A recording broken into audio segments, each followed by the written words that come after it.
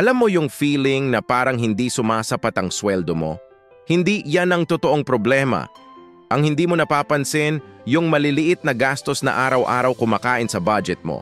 Isipin mo, delivery fee dito, milk tea doon, subscription na hindi mo naman ginagamit. Para bang wala lang, di ba? Pero kung titingnan mo ng maigi, piso-piso, daan-daan ang nawawala sa iyo kada buwan, at sa loob ng isang taon, libo-libo na pala ang nasayang. Imagine kung saan mo sana nagamit yung perang yon, emergency fund, savings, investment. Kaya importante na matutong maghanap ng mga butas sa gastusin, hindi lang para makatipid, kundi para mas maging maayos ang financial journey mo. Gusto mo matuto pa? I-follow ang Money Built PH. Dito, tuturuan ka namin kung paano maging mas matalino sa pera.